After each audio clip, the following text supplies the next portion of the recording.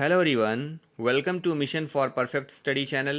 मैं अंकित पांडे और इस वीडियो में हम बात करने वाले हैं DTSSB PGT TGT एवं PRT एग्जाम्स में पूछे गए हिंदी लैंग्वेज और कंप्रीहेंशन के प्रश्नों को, ताकि आप जान सके कि किस प्रकार के प्रश्न पिछले वर्षों में पूछे गए हैं और आपको एक आइडिया मिल सके आपके आने वाले एग्ज़ाम के लिए। साथ ही साथ मैं आपको बता दूं कि इनके जो एग्ज़ाम होंगे उनके क्वेश्चन पेपर दो सेक्शंस में बटे रहेंगे, सेक्शन ए और सेक्शन बी।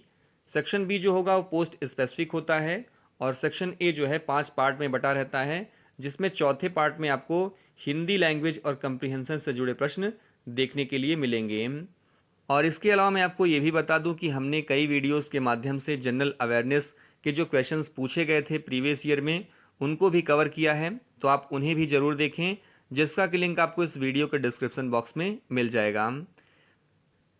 तो चलिए आगे बढ़ते हैं, और अगर आपको हमारी ये वीडियो पसंद आए तो आप इसे लाइक और शेयर ज़रूर करें। इसके अलावा अगर आपने अभी तक हमारे channel mission for perfect study को सब्सक्राइब नहीं किया है तो प्लीज़ आप इसे सब्सक्राइब कर लें, ताकि जो भी लेटेस्ट अपडेट हो DTSSB से रिलेटेड उसकी नोटिफिकेशन आपको मिल जाए। इसके अलावा जो घंटी का आइकन है उसे भी आप ज़रूर दबाएं। तो यहाँ पर आप देख सकते हैं जो हिंदी लैंग्वेज और कंप्रीहेंशन का सेगमेंट होगा उसमें पहले आपको एक गद्यांश दिया रहेगा और उससे जुड़े 5 क्वेश्चंस पूछे जाएंगे। यहाँ पर आप देख सकते हैं नीचे दिए गए गद्यांश को पढ़कर पूछे गए प्रश्नों के उत्तर दीजिए। तो चलिए मैं गद्यांश को पढ़ देता हूँ। द्विवेदी जी की बहुत बड़ी शक्ति है पांडित्य को पीछे रखकर सहज हो जाने की क्षमता। वे बड़ी से बड़ी बात को सरल सहज शैली में कहकर पाठक का विश्वास अर्जित कर सकते हैं। उनकी शैली अनौपचारिक होती है, उनमें पांडित्य और लोक जीवन का सहज प्रवाह दोनों है। जैनेन्द्र कुमार, सियाराम शरण गुप्त, राहुल सांकृत्यायन, पदुमलाल पुन्नालाल बख्शी, बाबू गुलाब राय, सद्रुरु शरण अवस्थी आदि छायावादी युग के अन्य उल्लेखनीय निबंधकार हैं। शिवपूजन सहाय सहज सरल शैली के गद्यकार थे। हिमालय, बालक और मतवाला के संपादक के रूप में उन्होंने हिंदी के उन्नयन में बड़ा महत्वपूर्ण योगदान दिया है। तो ये गद्यांश है, इन्हीं को हमें बहुत ही ध्यान से पढ़ना है और इन्हीं पर बेस्ड जो आने वाले 5 प्रश्न हैं इन्हीं में से हमें ढूंढकर देना है आंसर को। तो चलिए क्वेश्चंस की ओर बढ़ते हैं। यहाँ पर देखें, उन्नयन का अर्थ क्या है? अवरोध, अवमूल्यन, विकास या ह्रास। तो देखिए उन्नयन का अर्थ होता है ऊपर की ओर उठना, ठीक है। तो अवरोध तो होगा नहीं, अवमूल्यन भी नहीं होगा, ह्रास भी नहीं होगा। तो यहाँ जो तीसरा विकल्प दिया है विकास, ये होगा, ठीक है। उन्नयन का अर्थ क्या हो जाएगा? विकास। शिवपूजन सहाय किसके संपादक नहीं थे? हिमालय, बालक, मतवाला और सरस्वती। तो देखिए हमने गद्यांश पढ़ा है जिसमें दिया था कि शिवपूजन सहाय जो है हिमालय, बालक और मतवाला के संपादक थे, लेकिन ये जो है सरस्वती के संपादक नहीं थे, बल्कि सरस्वती पत्रिका के संपादक महावीर प्रसाद द्विवेदी जी थे।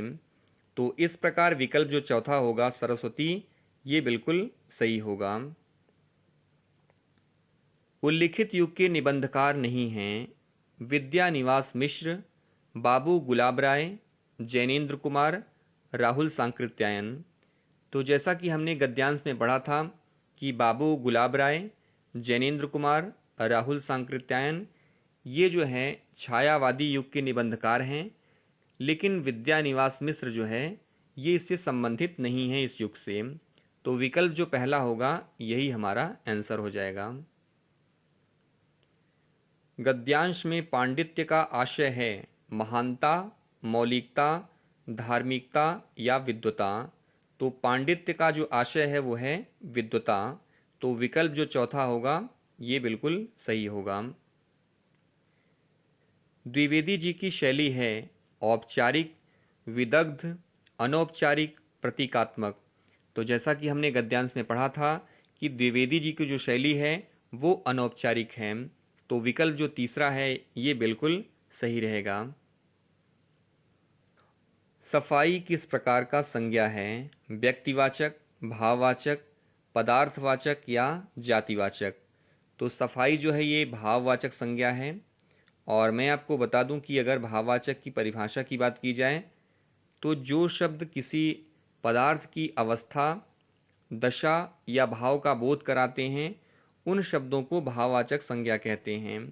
अगर उदाहरण की बात करें तो बचपन, बुढ़ापा, मोटापा, इसके अलावा मिठास, चढ़ाई, थकावट, मानवता, चतुराई, लंबाई, मित्रता, अपनापन, भूख, प्यास, चोरी, क्रोध, सुंदरता, ये सभी जो है भाववाचक संज्ञा के उदाहरण हैं। निधड़क में कौन सा समास है? द्वंद्व, अव्ययी भाव, तत्पुरुष या द्विगु। तो समास की अगर परिभाषा की बात करें तो दो या दो से अधिक शब्दों से मिलकर बने हुए एक नवीन एवं सार्थक शब्द को समास कहते हैं। और निधड़क जो है ये अव्ययी भाव समास है। अव्ययी भाव समास में जो है जो पूर्व पद होता है यानी जो प्रथम पद होता है वो उसकी प्रधानता होती है। तो यहाँ पर आप देख सकते हैं निधड़क में जो प्रथम पद है यानी पूर्व पद उसकी प्रधानता दिख रही है, इसलिए ये जो है अव्ययी भाव समास है। तो विकल्प जो हमारा दूसरा है ये बिल्कुल सही होगा। चौड़ा किस प्रकार का विशेषण है? संज्ञावाचक, गुणवाचक, सार्वनामिक या परिमाणबोधक। तो यहाँ पर आप देख रहे हैं किसी के गुण को बता रहा है, चौड़ा, मोटा, पतला। तो ये सभी जो है गुणवाचक विशेषण के उदाहरण हैं। तो विकल्प जो हमारा दूसरा है गुणवाचक, ये बिल्कुल सही होगा। निम्नलिखित में से कौन सा शब्द तद्भव है? जवान, ज्वलन, यम, जृंभिका। तो मैं थोड़ा सा आपको बता दूं कि तत्सम और तद्भव शब्द क्या होते हैं। तो संस्कृत के कुछ शब्द ऐसे होते हैं जो हिंदी में भी बिना परिवर्तन के प्रयुक्त होते हैं, उन शब्दों को तत्सम शब्द कहते हैं। इसके अलावा तद्भव शब्द वे शब्द हैं जिनमें थोड़ा सा परिवर्तन करके हिंदी में प्रयुक्त किया जाता है। इस प्रकार आप देख सकते हैं ज्वलन, यम और जृंभिका ये तो तत्सम शब्द हैं, लेकिन जवान जो है ये तद्भव शब्द हैं।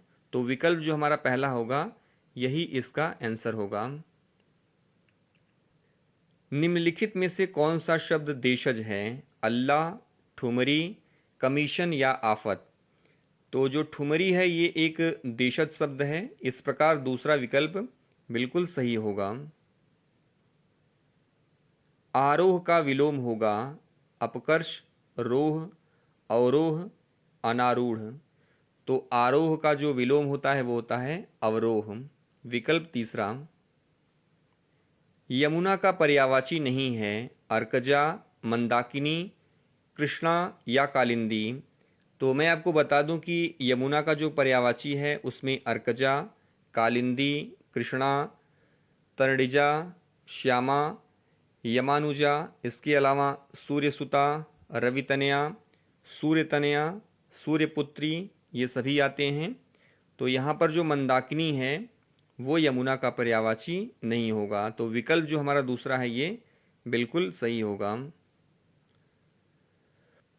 उन्मिलित का संधि विच्छेद होगा उत प्लस मलित, उत प्लस मिलित, उन प्लस मलित और लास्ट है उन प्लस मिलित। तो जो विकल्प दूसरा है उत प्लस मिलित ये बिल्कुल सही होगा। उत प्लस मिलित बराबर उन्मिलित। तो विकल्प दूसरा बिल्कुल सही है। विकास में उपसर्ग क्या है? वी, स, व या आस। तो इसका जो सही आंसर होगा वी होगा। ठीक है, विकल्प पहला। विकास में जो उपसर्ग है वो वी है। निम्न में कौन सा शब्द तद्भव है? घृत, चिड़िया, घोटक, घृणा। तो यहाँ पर आप देख सकते हैं मैंने आपको पहले ही बता दिया था तद्भव और तत्सम शब्द क्या होते हैं। तो जो चिड़िया है वो तद्भव शब्द है। तो विकल्प जो दूसरा है ये बिल्कुल सही होगा। निम्न में कौन सा वाक्य शुद्ध है? वे अभी अभी खाना खाए हैं, मैं कुछ का कुछ लिख दिया हूँ, आप अवश्य सुने होंगे, मुझसे कहा गया था। तो यहाँ पर जो चारों विकल्प हैं उसमें जो चौथा विकल्प दिख रहा है मुझसे कहा गया था, ये शुद्ध वाक्य है। ठीक है। बाकी जो तीनों हैं, पहला, दूसरा और तीसरा, ये अशुद्ध वाक्य हैं। तो विकल्प चौथा बिल्कुल सही होगा। शोकाकुल में कौन सा समास है? अव्ययी भाव, द्विगु, द्वंद्व या तत्पुरुष? तो यहाँ पर आप देख सकते हैं शोक से आकुल, शोकाकुल, तो जो चौथा विकल्प है तत्पुरुष, ये बिल्कुल सही होगा, तत्पुरुष समास होगा इसमें। और तत्पुरुष समास वह होता है जिसमें उत्तर पद यानी बाद वाला जो पद होता है उसकी प्रधानता होती है और प्रथम पद गौण होता है। और इसके अलावा समास करते वक्त बीच की विभक्ति का लोप हो जाता है, जैसा कि आप यहाँ पर देख सकते हैं शोकाकुल, शोक से आकुल, ठीक है। तो जो विभक्ति है बीच की उसका यहाँ पर लोप हो गया है, ये करण तत्पुरुष है, ठीक है। और इस समास में आने वाले जो कारक चिन्ह हैं उन्हें भी आपको ध्यान रखना चाहिए। क्रमशः को, से, द्वारा, के लिए, में, पर, का, के, की आदि का जो है लोप आपको तत्पुरुष समास में देखने के लिए मिलता है। तो विकल्प चौथा बिल्कुल सही होगा। गोद में स्थान पाया हुआ के लिए एक शब्द होगा अंकशायी, अंकस्थ, अंडज या पाल्य। तो अंकशायी का मतलब होता है गोद में सोने वाला, अंडज का अर्थ है अंडे से जन्म लेने वाला, पाल्य का अर्थ होता है जिसका पालन होने को हो या किया जाने को हो, और अंकस्थ का मतलब होता है, इसका अर्थ होता है गोद में स्थान पाया हुआ। तो जो विकल्प दूसरा है अंकस्थ, ये बिल्कुल सही होगा। निम्न में से कौन सा शब्द वर्तनी की दृष्टि से शुद्ध है? पूर्णिमा, पूर्णिमा, पूर्णिमा, पूर्णिमा। तो यहाँ पर आप देख सकते हैं कि जो तीसरा है पूर्णिमा, ये बिल्कुल सही है। निम्न में कौन सा शब्द स्त्रीलिंग है? हकीकत, हड़कंप, हुंकार और हक। तो मैं आपको बता दूं कि जो पहला विकल्प है हकीकत, ये एक स्त्रीलिंग शब्द है, तो विकल्प पहला सही होगा। आगत का विलोम होगा गत, स्वागत, अनागत या विगत। तो आगत का जो विलोम होता है वो अनागत होता है। तो ये अंतिम प्रश्न था इस वीडियो का। आई होप आपको ये वीडियो पसंद आई होगी।